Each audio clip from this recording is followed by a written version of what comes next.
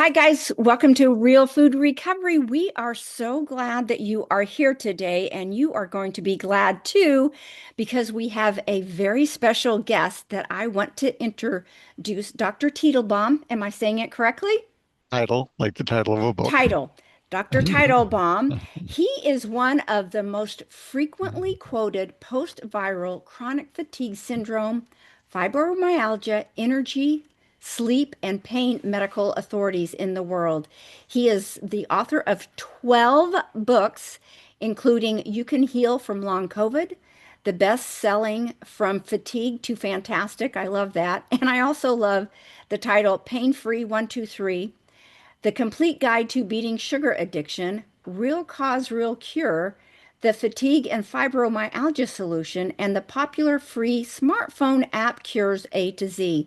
He is the lead author of 8 research studies and 3 medical textbook chapters on effective treatment for fibromyalgia and chronic fatigue syndrome. Dr. Teitelbaum appears often as a guest on news and talk shows nationwide, including past appearances on Good Morning America. That's so cool. The Dr. Oz Show, Oprah and Friends, CNN, and Fox News Health. So, what an impressive bio there. How lucky are we to have you to ourselves during this Well, next hour? well, So, go ahead. after 50 years in medicine, you start to build up a couple of these things. So, this is just all fun, Paige, and this is an opportunity today for those of you. You already know it's good to clean up the diet. It's good to have real food in what you're eating instead of this chemical soup that has no food in it. Um, But there are challenges like how do you handle sugar addiction? I get these cravings. I mean, I've got a major league sweet tooth, so I totally get that. Or say it develops into diabetes. How can you make the diabetes go away? Simple things like that. We're going to talk about that today. Things you can do to leave you feeling much better and so that you don't crave junk as well. Yeah. Do you want to start by telling us how you kind of got interested in this field? I mean, from where you started in the world to where you are today, there must have been either a light bulb moment or a dimmer switch moment that brought you to your strong interest in this field. Uh, God, yes. It's funny. I grew up as a child pretty empathic, knowing that I wanted to be a healer. And as a good Jewish boy, that meant Huh. you became an MD, so I knew I Mm-hmm. was going to med school, did all of that. My dad was dead, so I was paying my own way through college, finished college in like two Wow. years, two and Oh a half my years, and gosh. then rolled through med school, figuring, okay, well, if I do it quicker, less tuition. So, doing that, working full time as a nurse and, working as a nurse in Children's Hospital to pay my way. And, you know, th this was life, and that's okay. Um, that I could handle fine. There's an emotional cast. My family was old concentration camp, survivor family in the You're US kidding. Oh my went through a, gosh. a meltdown and I got put in the middle emotionally. I was not able to set my boundaries and say no. And then I got this nasty viral infection, what I call drop dead flu. And it triggered post-viral chronic fatigue syndrome and fibromyalgia. I couldn't work. I was homeless, sleeping in parks. I had to drop out of medical school. And that was my introduction to being on the other side of the white coat. Um, and it's funny, it's as if the universe put a holistic homeless medical school sign on my park bench. Nutritionists came by, herbalists came by, naturopaths. I didn't even know there was such a thing. And they each taught me bits and pieces of what I needed to learn to recover. I was able to go back to med school, and I've spent the last 50 years now, since 1975, which is when this happened, researching and teaching about effective treatments for the human energy crisis. I mean, I'm actually without words. I that was quite an introduction that I did not realize was going to happen. For those listening, I'm just stunned by every single part of that story. That is simply amazing. And I'm always really impressed by when people have these major life obstacles and then become superheroes. Not all heroes wear red capes, but I'm looking at you as a superhero right now. That is just That makes me simply a blush. well, how impressive. And they always talk too about how historically our ancestors in the past, how genetically that carries down. Um, I don't know if you want to share this, but how did your ancestors do in the Holocaust? Well, my mom was one of three children out of 10 that survived. All my grandparents are gone. Most of my family was gone in the Holocaust. My dad was in the underground. He was in the resistance. And after the war, he wouldn't talk about it. I brief mentions, but it was when he died that all these people came up and said he literally saved thousands of people working in the underground during World War II. And then my mom and he met in the, you know, uh, refugee camp, basically. I got married the next day after they met, and then I was the first one in my family born in the United States. I am actually getting a little bit tearful. I gotta compose myself. I just have to tell you one thing, and then we'll get back to what we're here for.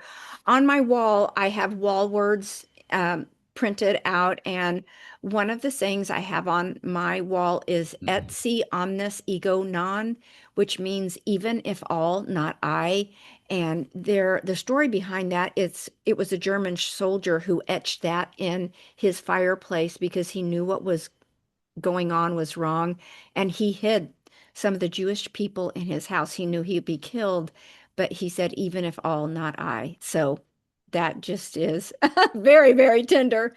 I There are appreciate you. heroes everywhere. Yeah, I really appreciate you sharing that story, and it makes your work even 10 times more impactful.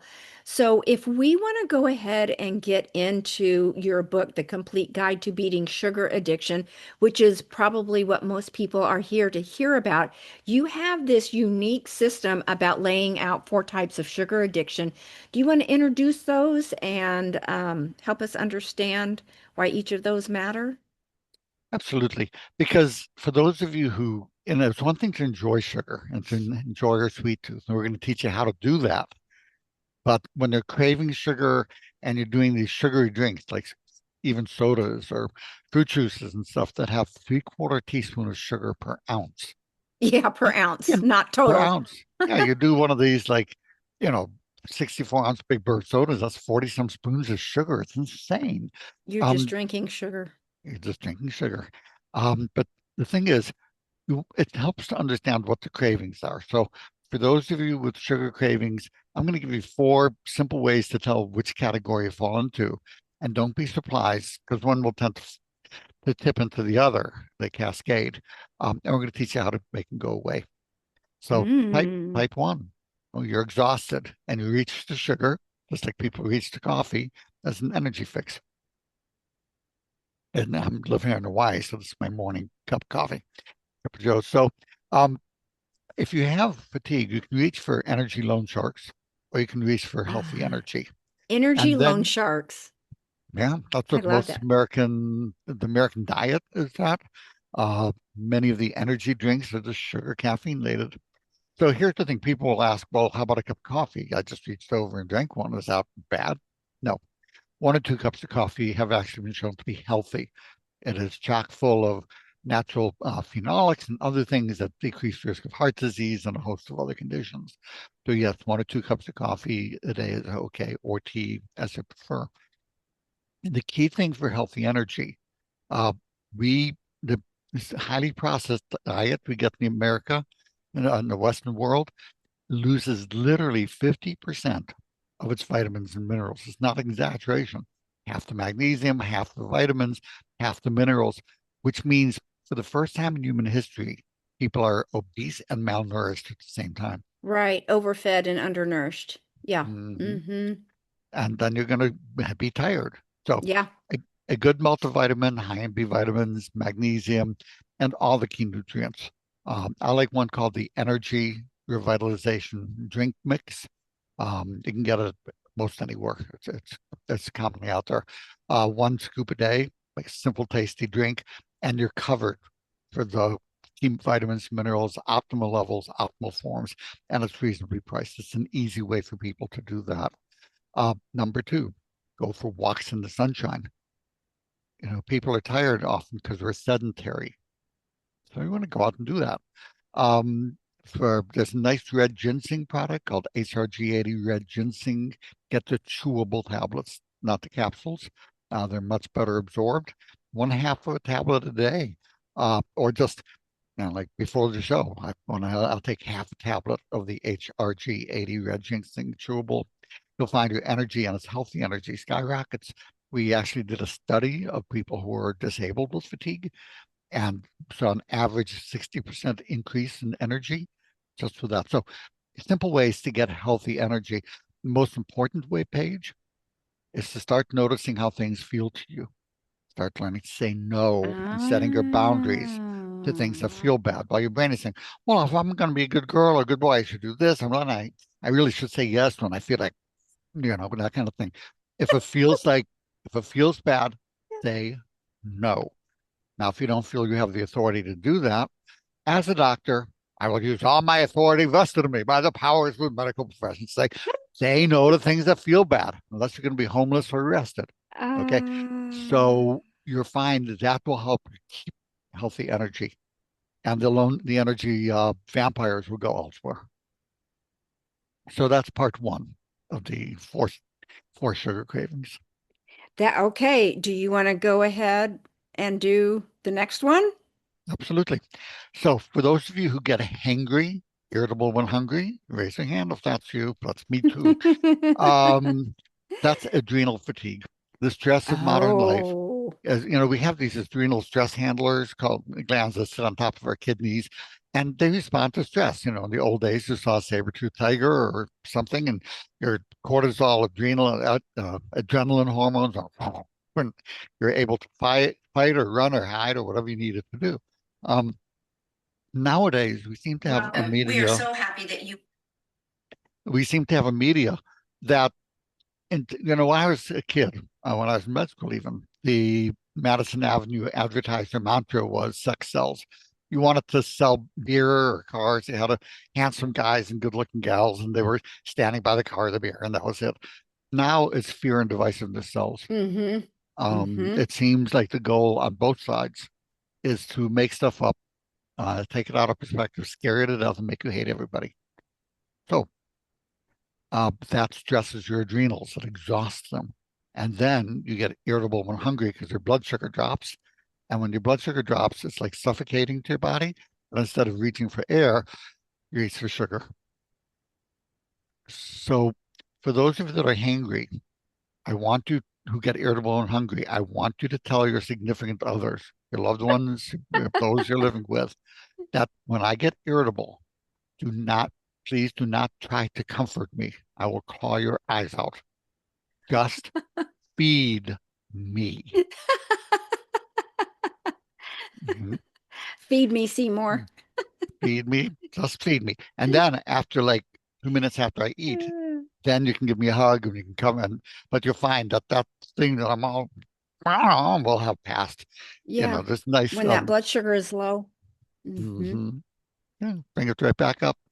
Now, that also causes fatigue, frequent infections. If you find get every bite goes around and it takes forever to go away, you get a little lightheaded on standing. These are all adrenal fatigue issues. There's a nice simple supplement I'll use called Adrenaplex. It has, I think, 8 different things that support the adrenal, one or two each morning. It will smooth out the blood sugars, dampen the sugar cravings, and it's a whole lot cheaper than a divorce lawyer or marriage counseling. So it just simple fixes. Also, cut down sugar, which will be easier without the irritability with when hungry. But increase salt and water intake. You need more water. You'll usually need more salt, unless you have heart failure or severe hypertension. Um, Again, this will help support listen to your body's cravings for the salt. Ignore the Mm-hmm. cravings for the sugar. Mm-hmm. That's okay. Let's keep moving. This is so interesting. I'm on the edge of my seat. I actually, I'm like, what could possibly be the next ones? Okay, well, we talked about the hangry, irritable sugar hunter, like, feed me now or I'll kill you, that kind of a thing. But a lot of you will find you're more, it's what I call the happy Twinkie hunter, You're just kind of going through the cabinets, something sweet would be nice. Um, that's more fungal overgrowth, candida or any fungi, mostly in the gut, somewhat in the sinuses. but the yeast grow by fermenting sugar.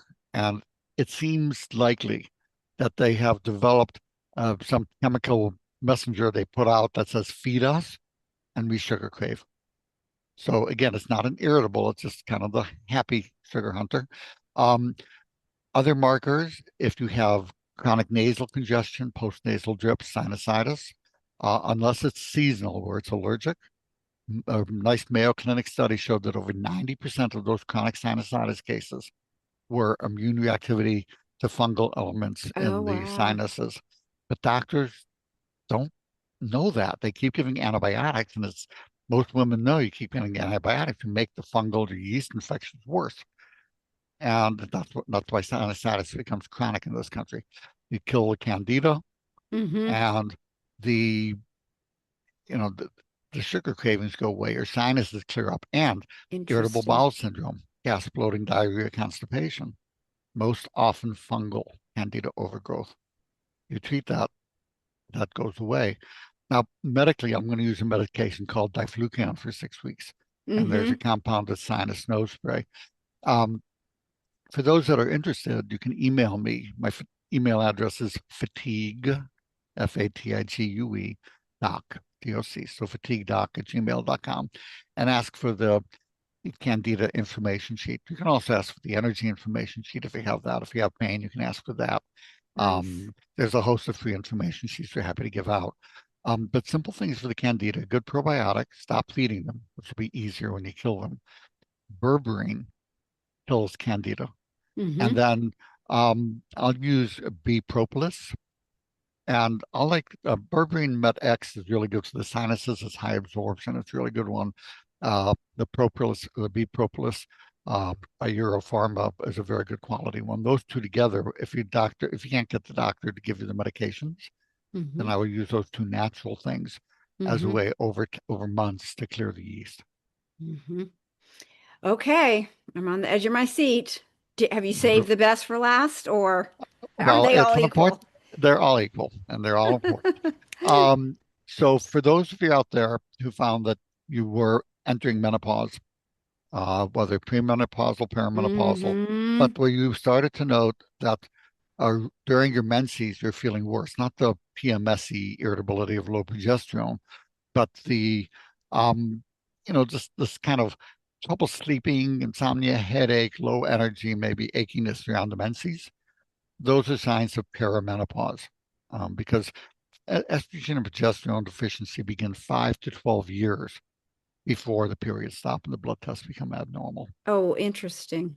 And for those of you who have had a hysterectomy at a young age, even if the ovaries are left in, work by Professor Searle at Yale showed that most women within 2 years after hysterectomy, even if they're 20, even if the ovaries are left in, will develop estrogen and progesterone deficiency. So when you have that estrogen progesterone deficiency, people get anxious and depressed. And in your 20s, you learn that, well, if you had a horrible day and you're anxious and or you're feeling down and you're walking to the bar and the bartender immediately shot a pint towards you, but it was Ben and Jerry's ice cream, because the Right. sugar would help the depression and the anxiety. Mm-hmm. What Mm-hmm. happens as we go through perimenopause, that period of time, is the metabolism shifts and suddenly the sugar makes you more anxious and depressed. So what used to work to feel better turns into just an aggravating problem. And just using the bioidentical hormones, and you don't want to use synthetics. So they, they're poison. And I don't know when get on that rant. Bioidentical estrogen creams, vaginal works best, but it could be topical. For those of you with pain, even women, fibromyalgia, for example, research shows that adding just a half a milligram of testosterone, bioidentical testosterone to the cream, decreases the pain, decreases fibromyalgia. So you'll Hmm. probably need a holistic doctor for that. Um, for those who have trouble finding one, you can email me at fatiguedoc@gmail.com and ask for the Finding a Doctor information sheet. And I'll have a list of over 5,000 practitioners around the country that are holistic or more caring. The people have voted that these are doctors who care. Oh, that's not that's good to have them all together on a list. Did Hmm. you say that bioidentical hormones are toxic? Is that No, what you? Oh, what did you say? synthetic synthetic Oh, hormones. okay. Okay.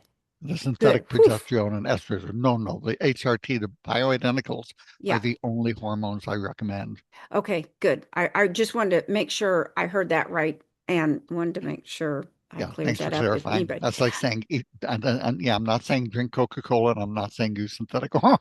It's like, oh, Yeah, no. so these are the four. The perimenopause is basically the fourth one. So how would a girl know which one of these, what categories, or is it possible to be in more than one category?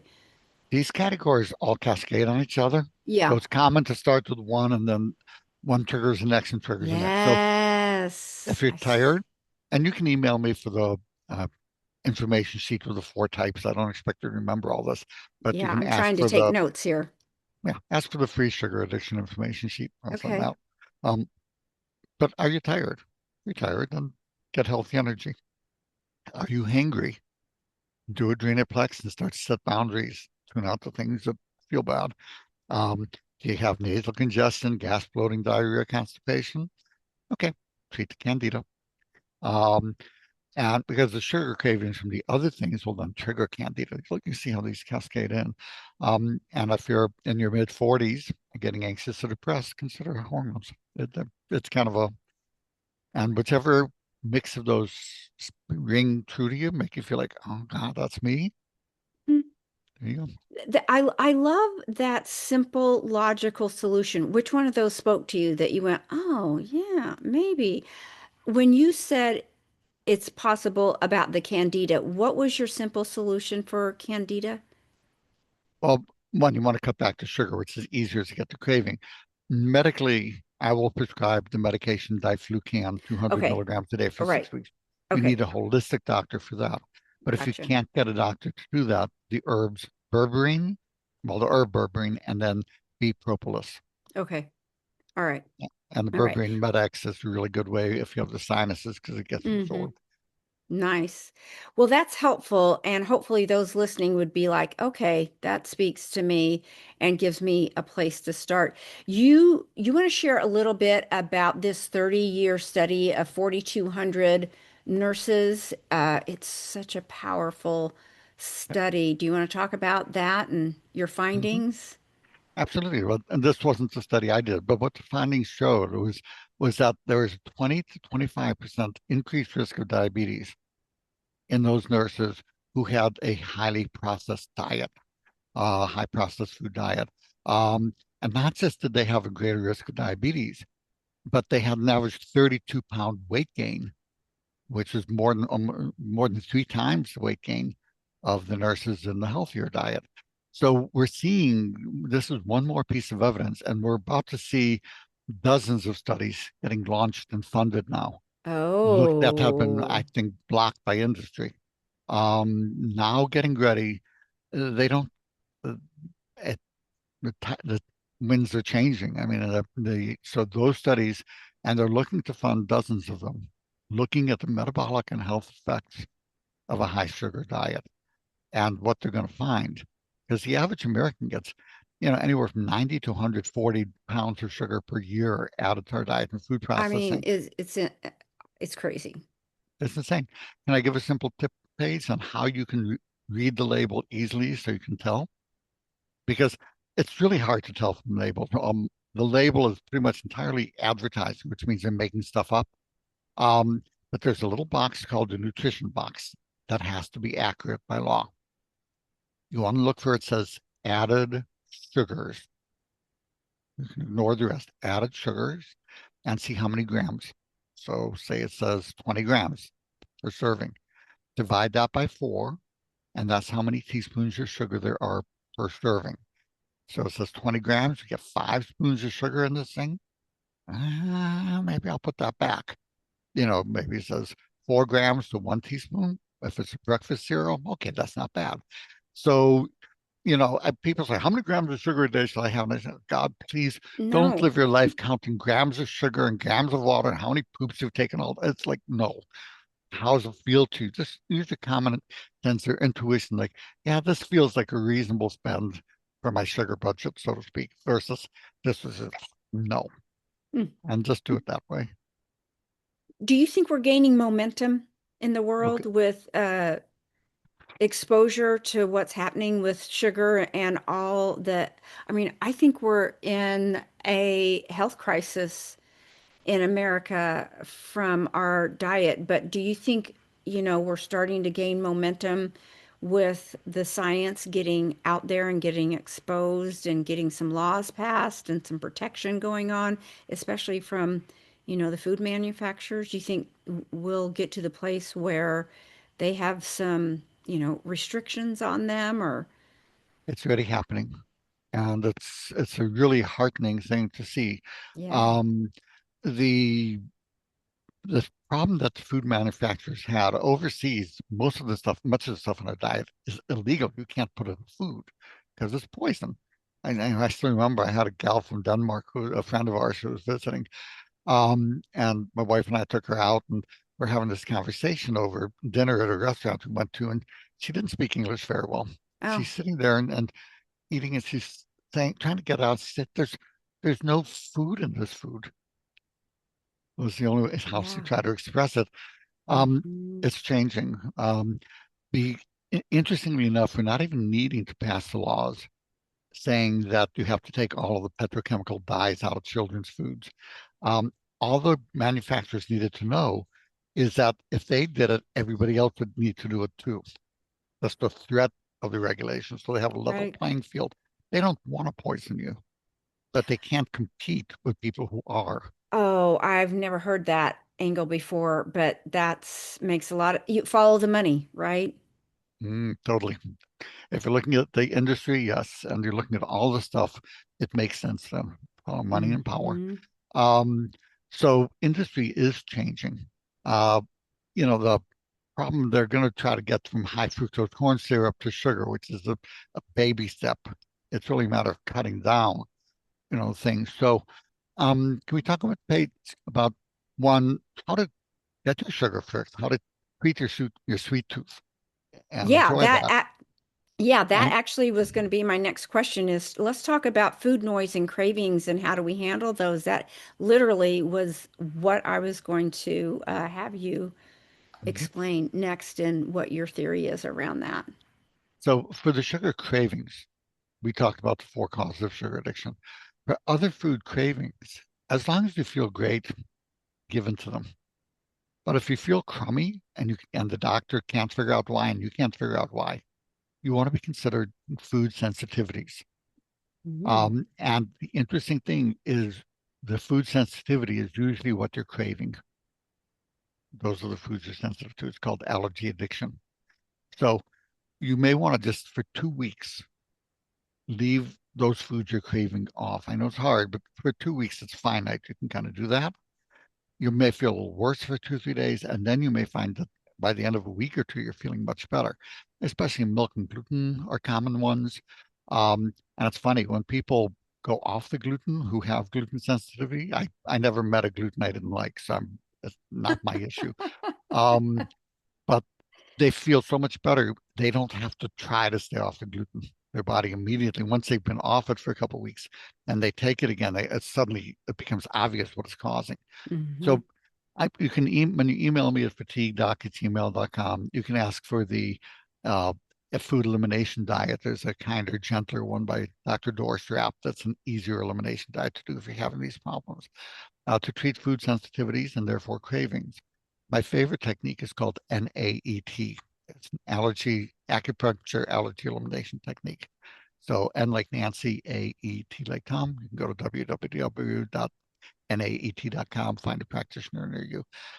It's funny. I met this beautiful gal, and I had horrible hay fever, ragweed allergies, and she said I can knock that out in 20 minutes. And being the all-knowing doctor, so that Hmm. voodoo's not going to help me. Leave me alone. Honk, honk, Yeah. Um, and one day I was especially miserable, and she said, "Stop being a nitwit and let me Oh, treat you." And I said, "Okay."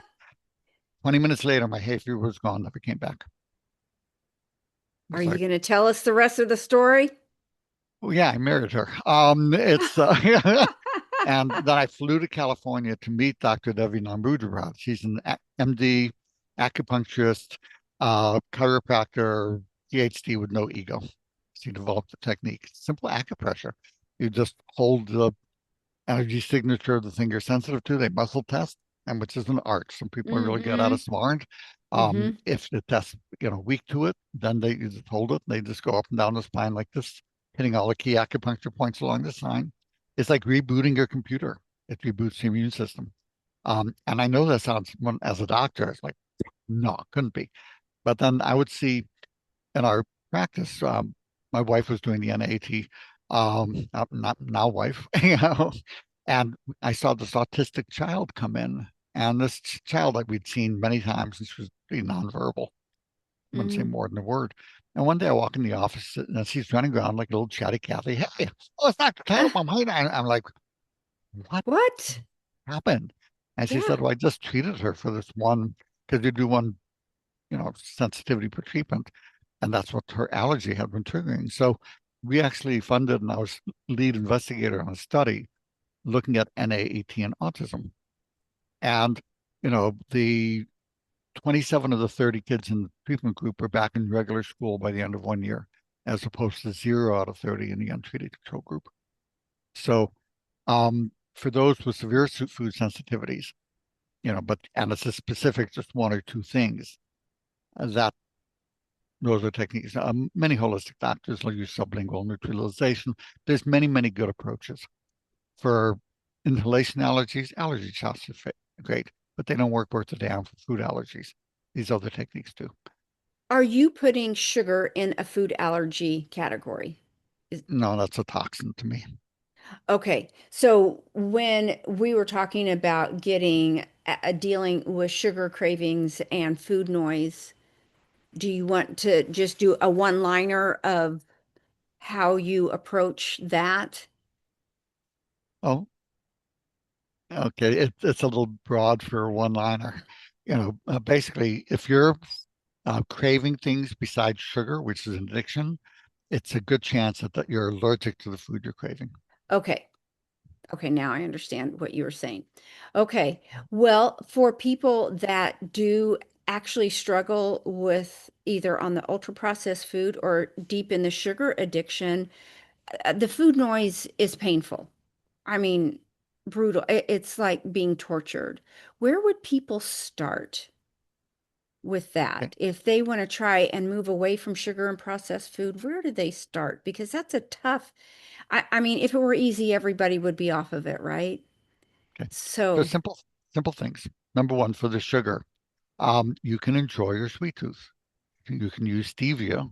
Well, about half of people like I think it's genetic. You either like to taste the stevia or you hate it.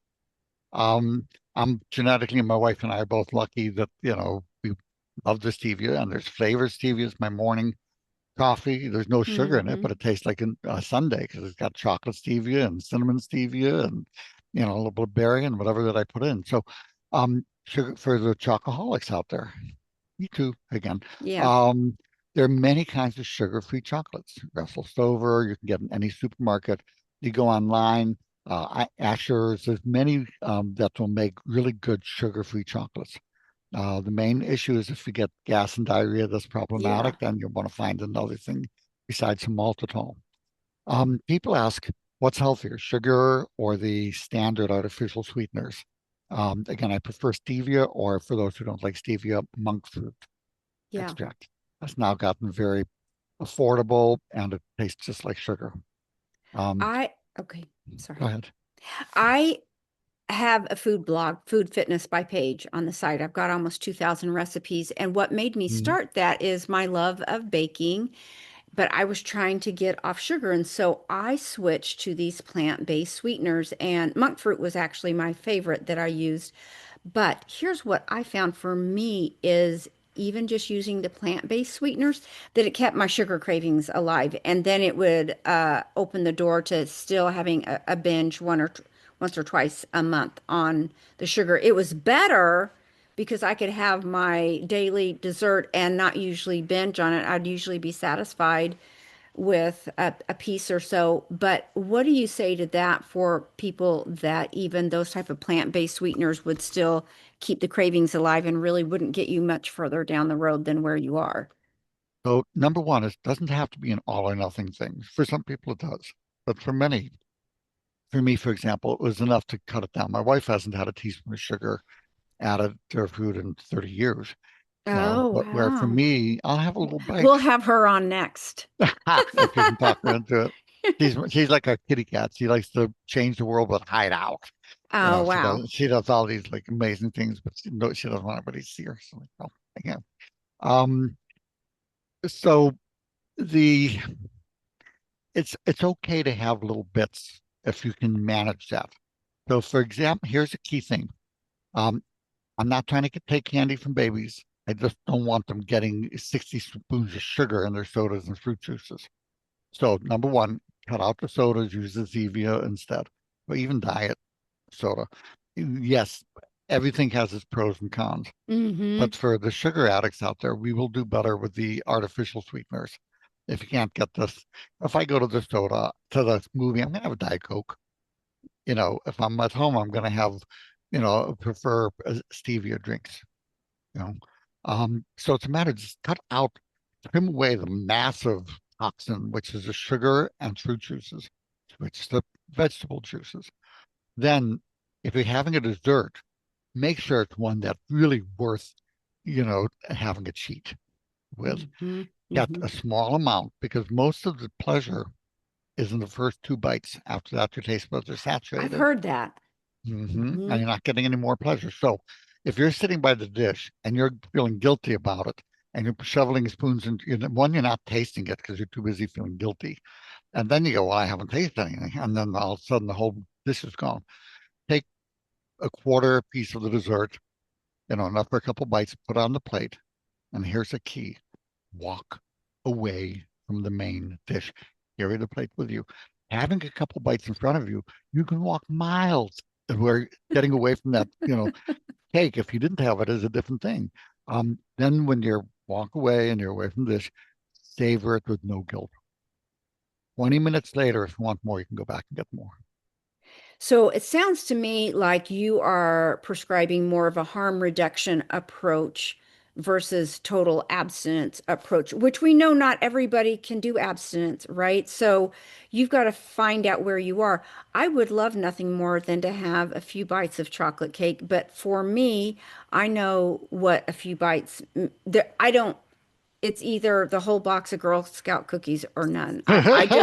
I'm that high. So, there's a sugar addiction or a food addiction scale, and I rank very, very high. And I would love to be able to do some of those. I just can't. I just can't. Believe me, I've tried Yeah, lots of times. know Yeah. thyself, and you Yeah. do.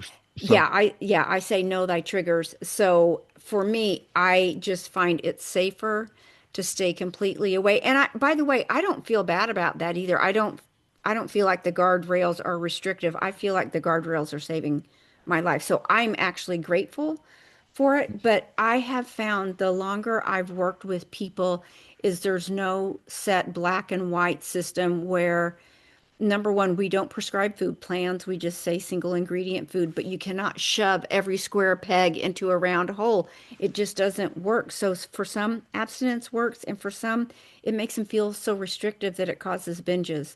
So I'm wondering if what you're describing is for people in that category that total restriction drives them wild. That's all. If I say don't think about a pink elephant, that's all you can think about is a pink elephant, right? just see what works for you. Because as Mhm. my wife is a total all or nothing. And Yeah, I said, well, how about exactly. this little bit? She says, no, I'm not. If I have a little bit, I'm going to break Okay, my so thing. she's So like me. yeah, she's like you, Paige. Mm-hmm. And she, where I'm more, yeah, I can have a little bit, but it's a matter of moderation and moderation in Mm-hmm. all things, including moderation. Sometimes it's good to have a Mm-hmm. blowout. So, but that works for me. Where, Paige, you find that the clear guidelines, the guide rails aren't restrictive, they're protective Yeah, for you. yeah. Um, and you'll know by how things feel, and how they Mm-hmm. work for you. Mm-hmm. I So want I'm sorry, go ahead. So we talk a moment about diabetes and wrap up with that because Yeah, that would be great. Mhm. So many of you are going to, about 1 in 3 of you, either have prediabetes or diabetic. Hmm. Diabetes Hmm. 500 years ago, before the modern processed diet. If you look at the medical anthropologists who looked at this, diabetes, adult diabetes, not children diabetes, was very rare until the Western diet is introduced. And they did studies, they looked at it, and they looked at the timing, which doesn't necessarily mean because all kinds of things happen. Then they looked at different cultures on the planet and at the timing for when the Western diet was introduced. Then they looked at immigrants who kept the old diet versus those who went to the Western diet. And it was a Harvard study press, really beautifully done thing. And again, the modern, they called it, I think, diseases of Western civilization.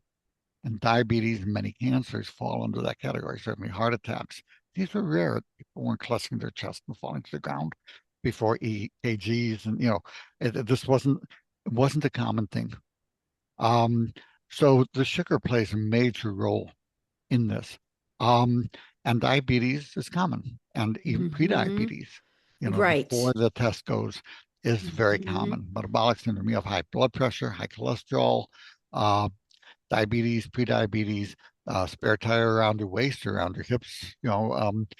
This is all insulin resistance. It's driven by high sugar, low fiber, low exercise, and low sunshine.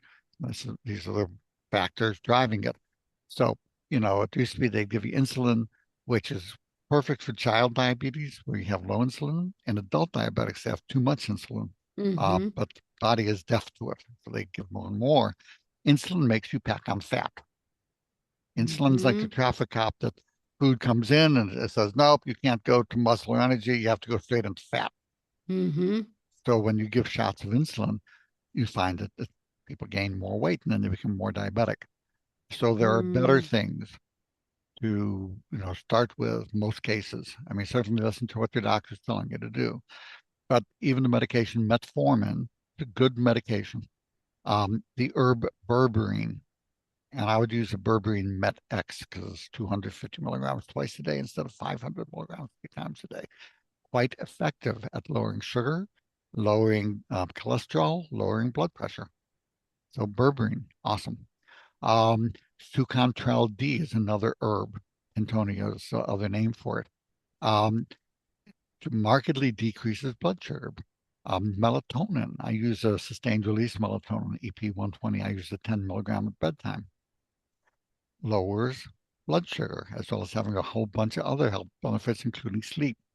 With those three together, for those of you who have diabetes, your doctor checks glycosylated hemoglobin, HbA1c, whatever they call it, and under 7% are happy. Most people 5.5, over 7 is diabetes, or over 6.5. If you're up at 9, that's poorly controlled diabetes. These three together after 1 year, because it works in gradually, Hmm. decreases that test result 2.4 points. So if you're uncontrolled diabetes at 9, those three are enough in most people on average to bring you under 7 and into the well-controlled or non-diabetic range. And Wow. these go well with the metformin, which I say is a good medication. For those who have metformin, though, it will cause vitamin B12 deficiency, even with normal tests, which will cause nerve pain, which your doctor will then blame on the diabetes instead of on the drug. Take a good multivitamin. I like, again, the energy revitalization drink mix will have 250 micrograms of B12, which is plenty, but that's the one caveat for the metformin. Otherwise, I think it's a great medication. Do you want to talk about habits around daily practices around preventing diabetes that would, you want to end there with sharing that with our audience? Because I'm sure a lot Mm. of them listening are pre-diabetic and would really appreciate any type of information with trying to keep off the medication. Number one, go for walks in the sunshine. I love The that. exercise increases insulin sensitivity, and vitamin D deficiency increases insulin resistance and diabetes. This advice to avoid sunshine is insane. It's insane. unhealthy. And they're going to say, well, but skin cancer, melanomas, and most melanomas are not in sun-exposed areas. It's not the sunshine causing those. They will Oh. cause little basal cell or squamous cell cancers that, the doc will see it and they'll freeze it off, or they'll go ahead Mm-hmm. but they're not dangerous ones. The Mm-hmm. main benefit of avoiding the sunshine would be maybe skin aging. Okay, so that you could use Mm-hmm. an argument maybe over the face if you're out. Mm-hmm. But the proper advice is avoid sunburn, not sunshine. Oh, I gotcha. Yeah, that makes sense. Wear your sunscreen. Wear sunscreen if you're going to be out long enough to burn, Yeah, that makes but you sense. don't have to slather like putting a sheep in sheep dip. I don't know if you're familiar with it, but put your whole body in it every time you're going out. That's just nuts. And it's okay to go out in the sunshine. It's healthy for you. Number two, cut back sugar, increase fiber intake. Number three, take a good multivitamin. You want the magnesium and other nutrients, chromium, the rest, all decrease diabetes risk. They help that system to work properly. Um, Interesting. and avoid, again, I'm going to finish off with what we started with. Set, honor your boundaries. Learn to say no to things that feel bad with no other reason needed than because it feels bad. Yeah. And if somebody says, oh, but if not you, nobody can help me, does it feel good to do it? Oh, does it feel bad? Sorry, no. Because Mm-hmm. otherwise you're going to keep driving your cortisol adrenal stress hormone Right. up, which will Right. drive up your blood sugar and Mm-hmm. aggravates diabetes. So we'll Right. start with honor your feelings, be authentic to yourself, see what feels good to you, and focus on that. And the things that feel bad, just like you wouldn't put something that tastes awful in your mouth. Why would you put an experience or media or whatever thing that feels awful? Say no, thank you, and walk away. Yeah. Beautiful. I thought you were going to put sleep on there on the list for, I should have. Sleep, if you don't get enough sleep, you're going to gain an average of 6.5 more pounds and be 30% more likely to be obese. The average night's sleep until 9 years ago, until a few hundred years ago, was 9 hours a night. That was average until I like, oh, like I nine invented. hours. I don't That's always what I get get. it, but I would like it. That was an average night's sleep for most of human history. It used to be 11 hours, but people then wake for 2 hours in the middle of the night. That was kind of private time and quiet time. I know it varies from person to person. That's natural and normal because at sunset they go to bed, sunrise they'd wake up 11 hours. Um, but 9 hours for most of human history after that. And now we're down to 6 3/4. It's contributing to the obesity epidemic, And chronic increased pain, caffeine. uh, the caffeine, again, I'm okay with it. There's research is showing that a cup or two a day is healthy of coffee and tea. Don't take caffeine pills or things that are loaded with caffeine. But Hmm.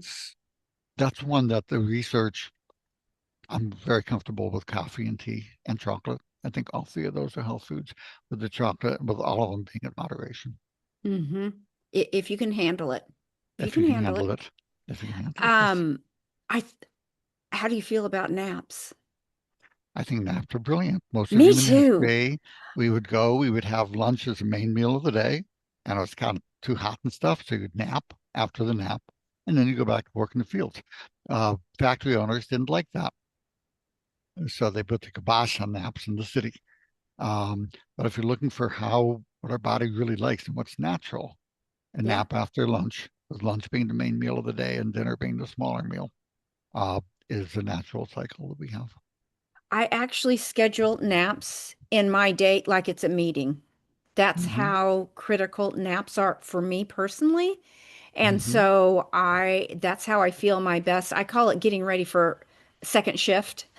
Hmm. And so if I usually do one late morning because I go to bed at 8:30, but I'm up by 5:30. And so by 10 o'clock or so, I've done a hard workout and done a bunch of things. So I'm ready for my nap. But I find I don't drink any caffeine. So I just rely on my sleep and my whole food diet and my spirituality and all my movement, those types of things help me the most with my sleep. So anyway, I just wanted to put a plug in for naps because they're the thing that saves me every single day. Any Now, parting words you want to share? follow your bliss. All of this stuff is not meant to torture you. It's meant to have you have a life that you love. Yes. And if you're Amen. feeling tortured by it, then you're doing it wrong. Yeah, I So love that. find the things you love, make a list. Here are the things that feel good, don't feel good. And the things that don't feel good, just let those go. Again, if you're not going to get arrested or homeless, don't fight them. Cut them out. Stop paying attention to them. Shift your attention to things that feel good. And the Yeah. things that feel good, say what's working for me, what's healthy, what's not. The things, not what you think should be working, but what our society says. 'Cause society, it's there's a medical term, FOS. I'll let you figure out what it is.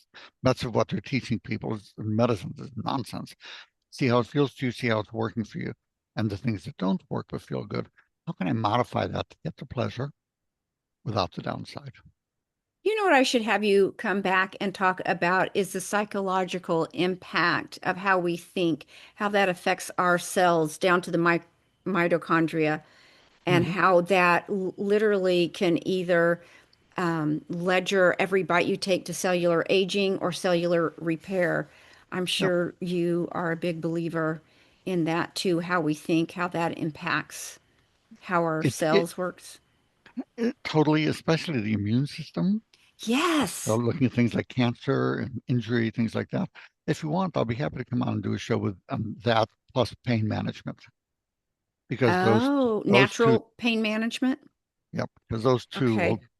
will tie in together. Okay. You said pain management, and I'm going to hold you And to it, and everybody and listening is going to and hold the you to effect it. of our mindset and how we think and believe on immunity. And we can talk about Mindset. its effect on energy and the rest too. The effect of the mind body on health, Yeah.